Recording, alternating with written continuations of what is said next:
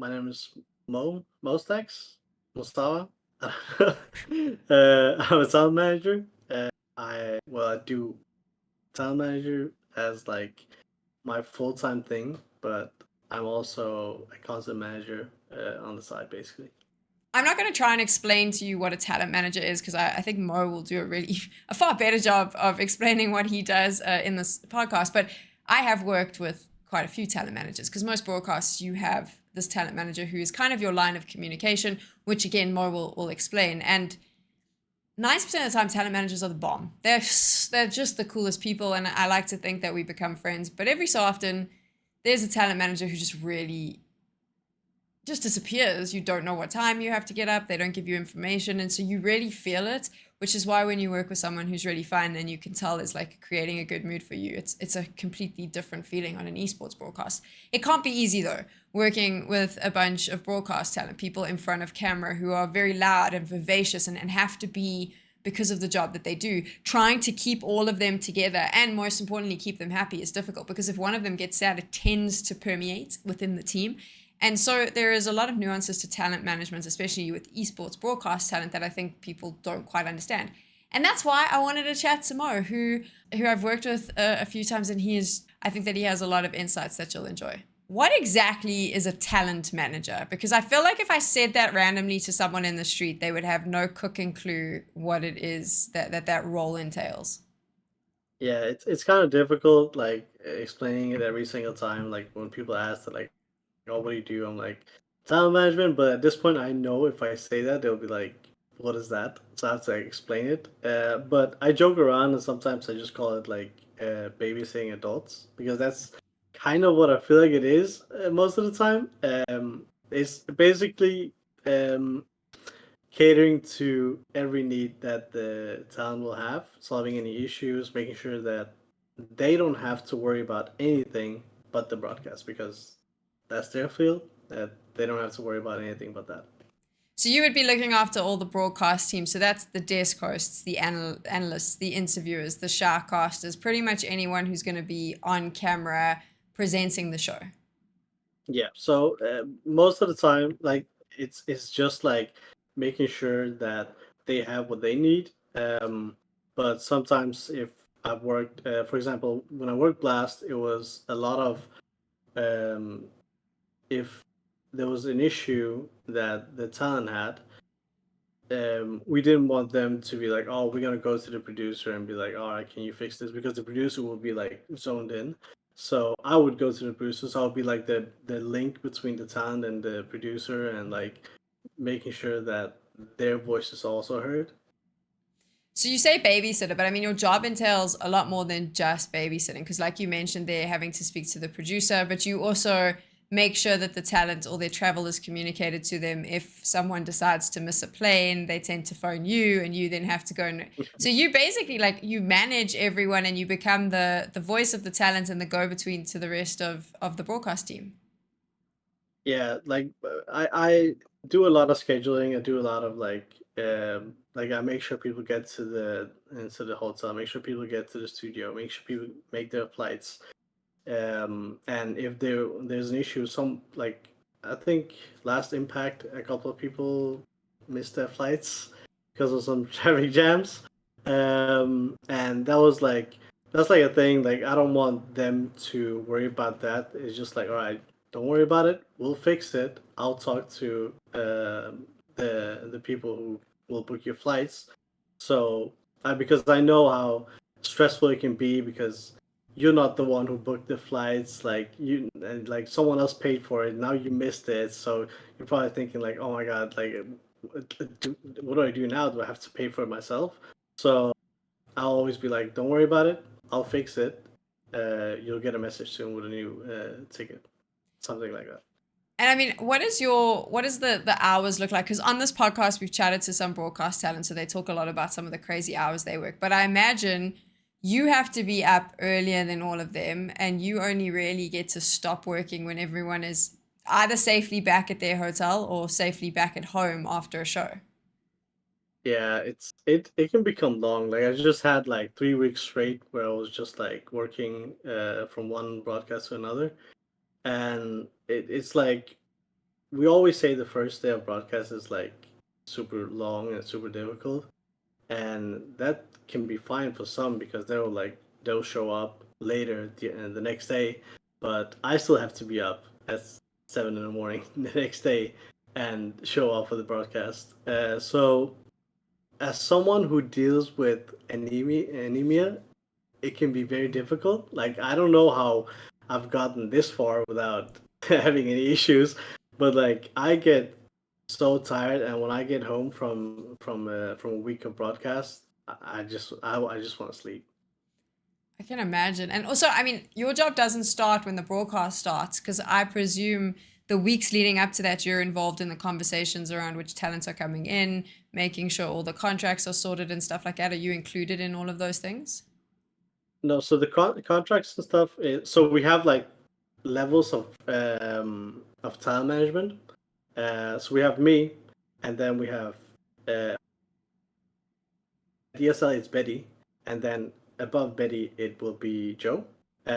So Joe will hire. Well, now I think Joe just like delegates, but like Betty will hire the talent, and then Betty will book the flights and stuff, and then I'll get sent all the details and be like, hey, this is when everyone gets in.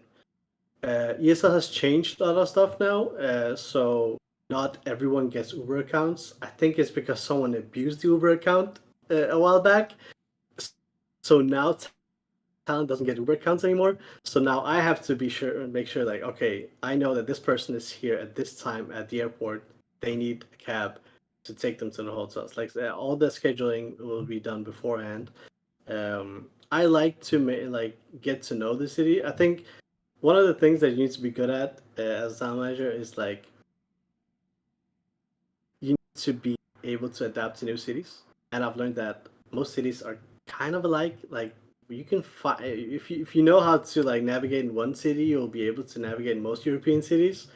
I like to get to know the cities. Get to know, okay, where's there a store if I need something. Um, like where can people go eat, and I have like lists of different cities where like I'm like, all right, this is what you can do here, and then I'll send it out. um so yeah, all that is just like things that I take care of in my free time before the show basically starts. So yeah. And then once the show is live, so everyone has safely got to the venue, the broadcast has begun. This is where I mean, and I've obviously I've sat with you, so I know how this goes because you've been my talent manager. But this could be really like a long day where nothing really happens for you because if none of the talent wants anything, you are just sitting watching the games. You're not really needed, but you do have to be there. That must be really difficult. I mean, how do you cope with that? Is it just a love for the games that allows you to get through those long days? I mean, I even if I'm not working a broadcast, I watch all the games. Like I really like CS. I work different esports too. Like I work Fortnite, I work StarCraft. CS it's easier. I can sit there and watch all the games.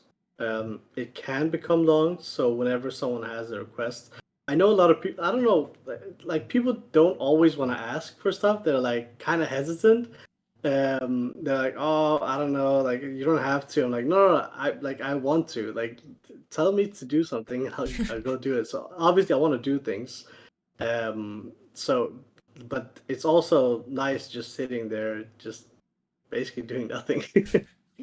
You say you're doing nothing, but you have so much work before and after the show that I feel like you get that break in the middle. Do you think that it's important for someone to have a love for esports at least if they want to get into a role like a talent manager? Okay, so I thought before I had this experience that like anyone can do this. Just gotta be nice. Just gotta be able to like do some scheduling and stuff. But from what I've heard from people who has worked with other talent managers now, who does not like esports, does not understand esports, I've only heard complaints. So I think like to some extent you gotta like understand it. I think I could see it in myself too when I did StarCraft for the first time.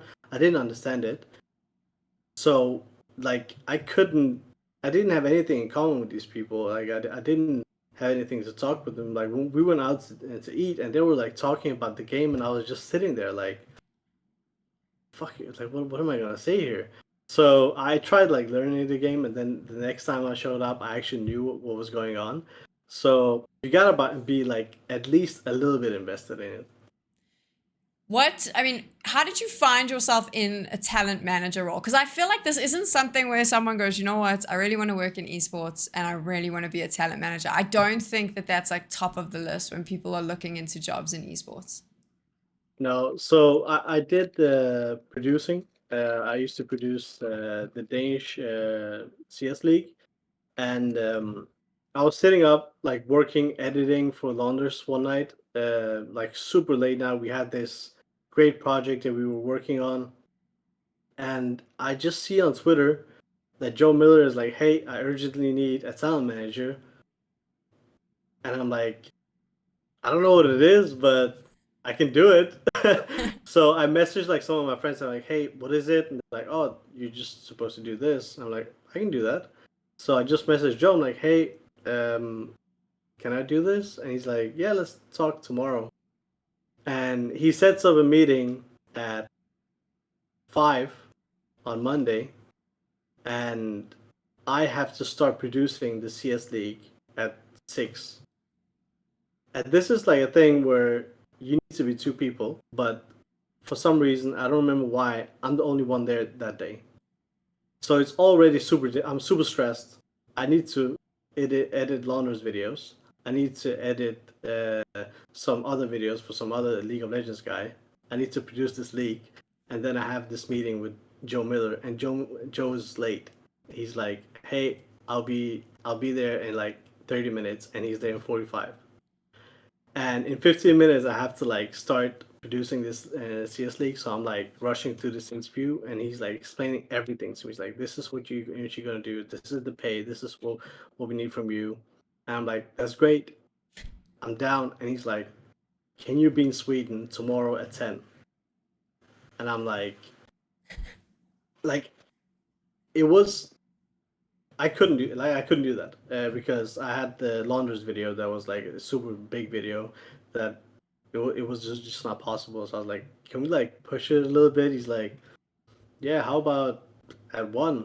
Can you can you fly at 1?" I'm like, "I guess." Like I didn't want to say no, so I was like, "Yeah, let's do it." So that night I was just up all night editing videos. I finished 7 in the morning, went home, packed my stuff, said goodbye to my fiance, and then I just left. And that was like I just got thrown into it. Like I didn't know what to do. I just showed up one day and I'm like, "Hey guys, I'm your talent manager." And that day, for some reason, the Uber app crashed. So I needed to figure out how to get everyone from the hotel to the studio. And it was like the most stressful day of my life. But yeah, it was just like basically a coincidence, but not really. Like I used to say that I'm lucky that I'm in this position, and like obviously I am. I feel like it's like a privilege working in esports, but I wasn't lucky in that sense. It's just because I was working so much that I was up working, and I just checked Twitter, and I was like, "Hey, I should apply for this job."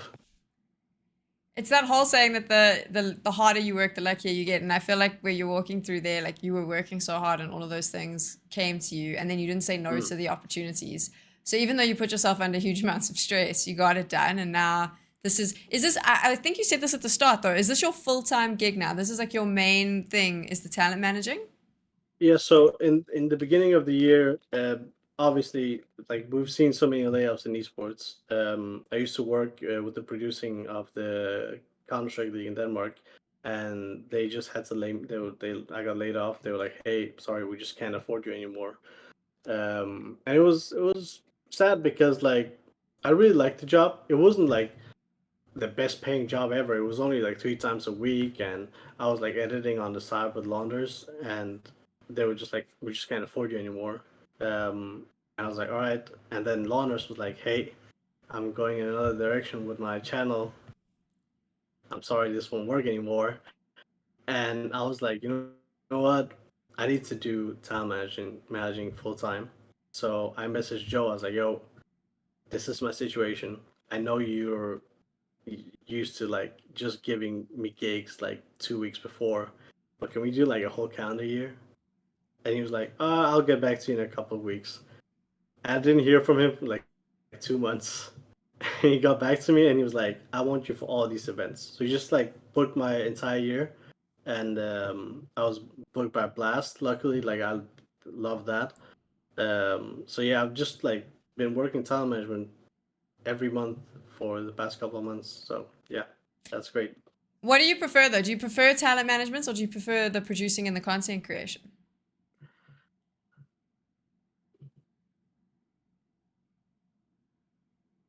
Probably talent management.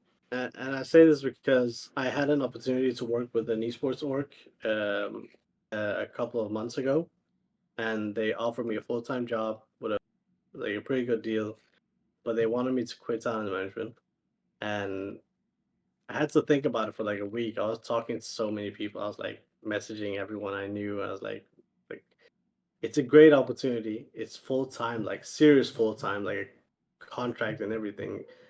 Um, but I would have to like quit talent management, and I just like couldn't do that. So I was like, nah, I'm sorry. I appreciate the offer, but I just couldn't stop the talent management.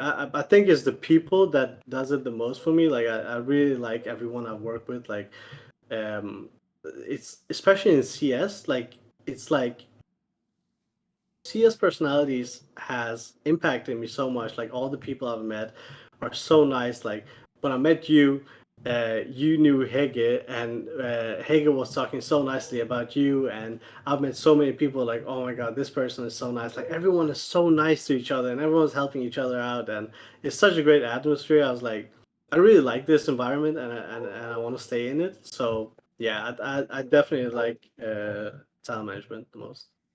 It's so surprising to me that you say that because I feel like a lot of people, I mean, when we're recording this podcast now, it'll come out in a couple of weeks, but there's currently like a whole Twitter thing about how casters are so like overpaid and overrated. And there's always this thing about like the egos and the attitudes. So it's fascinating to me that you say, you know what, I actually really dig it. Like the people are nice because I would think in your job, you must have some nightmare people you have to look after. So I'm just surprised. I feel like this must be a fallacy now that you're breaking. People aren't that difficult.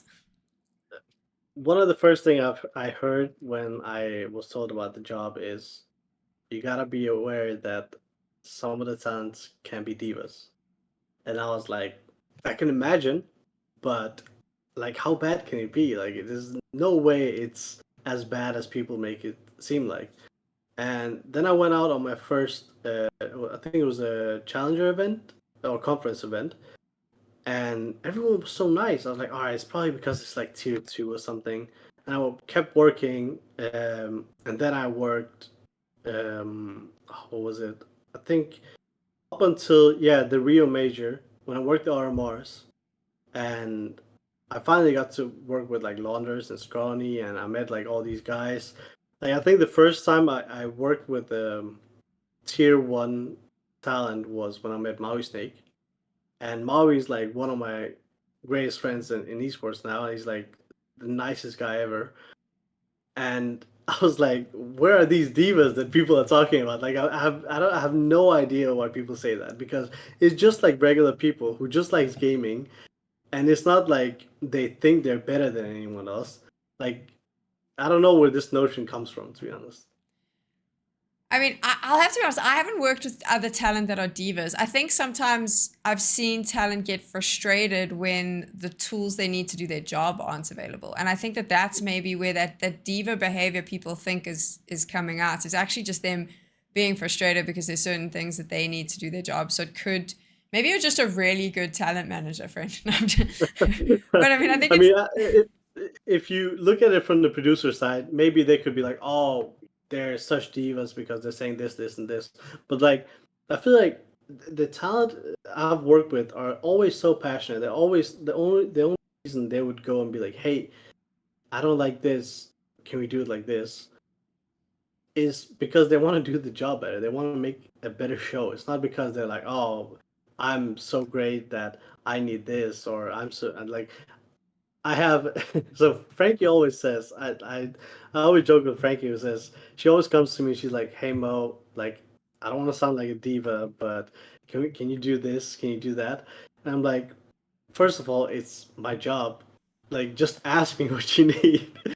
And second of all, you like she always says like I don't want to sound like a diva. It's like at some point I was like, Frankie, you know what? If you're gonna keep saying that, I'm just gonna call you a diva. Like, there, I don't know where this diva thing comes from, but you're not a diva for asking me to not give you specific food items because you'll get bloated. That's not a diva thing. You're not supposed to eat something that your body doesn't like. Like, just how it is. I think So that's yeah. the. I do think it's interesting because I know I'm talking from my own experience now. Like it is very weird because I think most talent we're like you said, like we're just nerds that sit at home. We play games, we watch games. So it's very weird to be in a place where you have to go and ask someone for Mm. something, you know, to be like, I'm sorry, I can't eat this, or please can you speak to the producer, it's too like that call time is too early, I need sleep. Because you also, I know from my side, I always feel bad because I'm like, there's a bunch of other people on this broadcast who are also not getting sleep, so maybe I shouldn't say anything. But it is a really weird thing to have to come up to someone and be like, hey, can you go get me water? It does feel Mm. like a very diva move because for me, I'm like, I could just go to that fridge and get water. Obviously, but like during work, you can't. You're stuck on a broadcast. But it's like weird things like that where I can kind of get the feeling of like, I don't want to ask too much of someone because it does feel a little bit strange. So I get why she's saying that. I mean, have you had any like completely odd requests though that you kind of went, that's a bit strange? Yeah. What? Are you allowed to It's, say it? it's Let's just it, actually yeah. check if you It's can just a say it. funny moment. Yeah, it's just a funny moment. Like so the my favorite people, and I'm gonna say this. My favorite people are the people I work with in Impact. Like I love them all. Like such nice people, all of them. Like everyone's nice, obviously, but like they're the people that I've had the most fun time with. Um, but I was working this Impact, and it was the last day probably or the second last day, and Hege comes up to me and she's like, "Hey Mo, can you go get matcha for us? I'm gonna because like usually when they want something, if it's close by, I'll just go get it, right? But she was like, "Oh, it's a bit out. Like and then you can just get an Uber and I'll order the matcha and you can just pick it up and come back with it." I was like, "Yeah, why not?" I didn't even hesitate. I was like, "Of course, one matcha, I'll get you all matcha." And then she was like, "Oh, that's great." And she orders the matcha, and bear in mind, she's the only one who, no, her and Miss Harvey is the only ones who likes matcha. Like they're the only ones out of everyone. Like what are we like 9, 10 people? They're the only ones who has ever tried it. So they're like, "Oh, let's order for everyone." And I go out to the Uber and I sit down. I'm like, "Hey guys, I'm on my way." And I look at the GPS and it says 30 minutes to the matcha place. And I'm just sitting there in the Uber. I'm like, "Hey, where the fuck are you sending me?" And she's like, "Oh yeah, it's a bit out." And I just like went all the way to the city, got the matcha, and all the way back again. It took me like over an hour, and the matcha just like tasted so horrible, like the worst thing ever. But I think that was like the one time where I was like, "This is the weirdest thing ever." Like I don't even know why I did this. It's pretty weird, but I love that you actually still committed when you got in that Uber and realized you were still committed to getting matcha. And also, I think matcha tastes horrible, so I could have warned you. Maybe I will next time. It's curious to me though. What made you decide to get into? Because you clearly not just from a talent manager, but you were producing before that. Like you were involved in content. What made you decide to get into esports? Was that like a decision that you made where you said I want to work in the esports space? So I've studied finance. I used to work at an accounting firm, and I while I was studying, it was like during COVID, and I started streaming, like so many other people. And when I realized I don't have the social battery to stream for hours and hours on, like I would feel so exhausted after a stream. I would literally sweat after every stream because I would feel so much anxiety. I was like, all right, like I gotta put my talents into something else. And I used to do video editing for myself for my YouTube videos. I used to do like videos like Superstition does, and I used to love that. And then I met this guy through streaming called Patience. He's like one of my closest friends.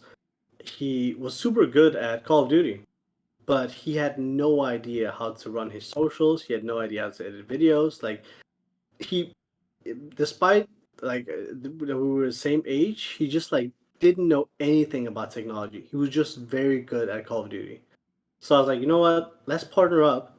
You do streaming. I'll do all the video editing. I'll post all the time, and then we'll make your channels big. And we did that for a long time. And as he was like streaming and got bigger, I started getting better and better at editing. And I was like, maybe I should like get into esports more. And because I was doing so much Call of Duty, I was like, oh, maybe I should get into like Call of Duty. But like, I used to always love Counter Strike. That's what I was playing. But I was like, all right, so how do I get back into Counter Strike? And I saw Launders at like again in the middle of the night while I was awake. He tweets out, he's like, I need a video editor, and I'm like, hey, I got you. And he was basically my way. And I always say, like, even though I don't work with Launders anymore, I appreciate like all he's done for me. Like he got me into this. He took a chance on me when I wasn't that great as an editor, and he was always like working so much with me, and like I appreciate him so much for that. It's incredible how that journey happened because you were in such a different place. And you said like finance. Is that what you had studied originally? I mean, was that kind of where you thought your career would be going? Yeah, I love like numbers. I love working at that accounting firm. Like it was like I don't know. It's kind of like when I look back at it now, I'm like, that's such a shitty industry. Like I I would show up at like I would wake up at 5 in the morning, go all the way to work, which was like 2.5 hours away, and stay there until like 9 or 10 sometimes because you're new, so you have to like prove yourself and work 3 hours. And then when I finally quit, and I told my boss I was like I'm gonna take a chance on this thing and I'm gonna do my own thing, and he told me that I didn't have discipline. I was like, I I would be the last one to leave almost every single day. So I realized like how much like unappreciative industry it is. So I'm kind of glad I'm not in it anymore. But I loved it when I was there. So like if I didn't have any of this, I would still be doing that. So It's so fascinating that he said you weren't disciplined because it's so incredibly hard to, I mean, from a production and an editing point of view, that in itself requires a lot of discipline because you've got to get mm, things done, you've got to meet deadlines. But from like a talent management point of view, the amounts of different schedules that you need to plan, prioritize, you have to be up at a certain time every day. You need to make sure that you're up before everyone else, that everyone gets. There's a lot of discipline involved in planning that. So I feel like your old boss really missed the mark there because you clearly are really disciplined and great at project management. yeah, it's funny because like I when I'm out traveling and I'm doing events, I kind of don't recognize myself because I wake up super early all the time and I'm going throughout the entire day, and I get back, go to sleep, get up and do the same thing. And I'm like, when I get back home and I do my editing stuff, like when you do editing, you can do whatever you want. You can wake up, but like you just know you have a deadline. You just gotta make that. When I get home, sometimes I like if I'm at an event, I can get up at like 6 in the morning. Sometimes I'll get up before because I'm like, I don't want to miss anything because you have so many people you're responsible for. Like if I woke up late one day like in the past 1.5 years, I've woken up late one day, and I still feel so bad because I woke up when I was supposed to leave, like out the door, and I woke up and I was like, guys, I'm so sorry. You just gotta take the Uber. I'm gonna take the next one. And here at home, I wake up whenever. It's just like there's no 6 in the morning here. I just like wake up. Today I woke up at like 11, I think. So it's I mean it's a little bit of a different one, but so similar. My boyfriend always finds it fascinating because he says, I can't believe that your job involves you talking to a camera, talking to other people while someone's in your ear talking all about this live stuff, never mumbling or anything. And he was like, but I can talk to you with nothing going on and you're staring at me and you just hear nothing. Or you're like, you just take nothing in and you're so disorganized and you don't hear what people say. And I was like, yes, well, it's just a different switch, right? When you're at work, Yeah, there's a switch and you just know this is your job, and we know specifically in esports broadcasting, I think, you've got like what, 3-4 days or 2 weeks or whatever it is, focus really hard now.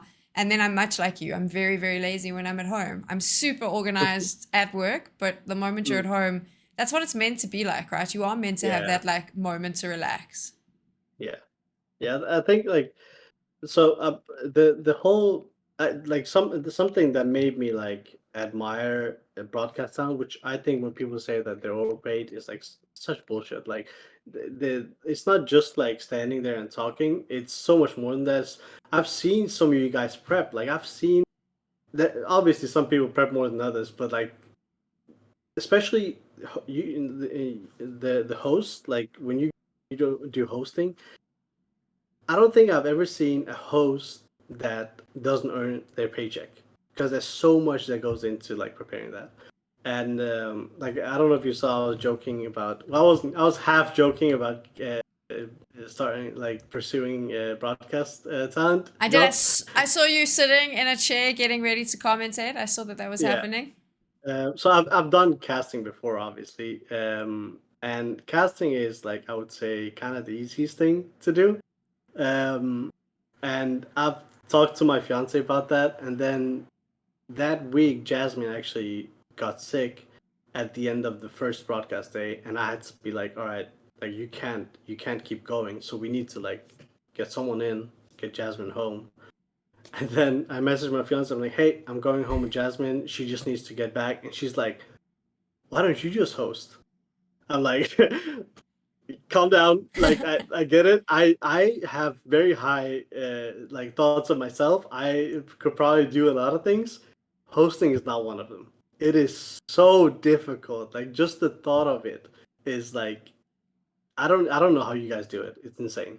It's so weird to me though, because I think so. I've casted and I'm absolutely shit at it, but I try. Like for what I lack in talent, I make up in enthusiasm. But I think casting's the hardest because I'm like I get so stressed because I so Mm, desperately want to like capture this moment and make say what I'm saying is like a big moment and get it all right, and it all falls to pieces. So it just shows you how we all have like different opinions of mm. how jobs work. But I am curious though, as soon as we're talking about the difficulty of jobs, like what would you say is the hardest part of your job? I think tolerating people. Fair, fair. Like I've worked a couple of different esports now, and like it's different people. Like different esports have different people for some reason.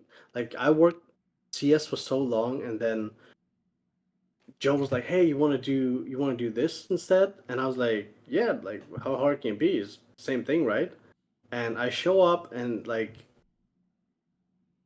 I try to be nice to everyone. I try to be welcoming. I try to like talk to everyone, get to know everyone. But I felt like these people just like didn't want to talk to me, so I just kind of, as a talent manager, I felt left out of the group, and I was like okay, like what am I supposed to do here? Like my job is to be here, and you're kind of just like pushing me out. So it's sometimes I've had like incidents where I've like where talent says something and it's like passive aggressive or whatever. And in my day to day, in my free time, people who know me knows that I don't take bullshit from no one. So if anyone talks shit to me, like there's not even like a second. I'll just like say some shit back. I never do that as a talent manager. Like I've had people say some shit to me, and I'm just like, yeah, oh, all right, all good. I mean, that's you bring it up as a talent manager, but it's so funny because I quite like most of the people I get to work on shows with. But once or twice, I have actually seen like the big egos that people talk about, and I've been partnered with someone, or I've had to work with someone where exactly like you said, in my day to day life, I would just be like, you know what, shut the fuck up. You talk about games for a living, like you're not that important. Stop being ridiculous.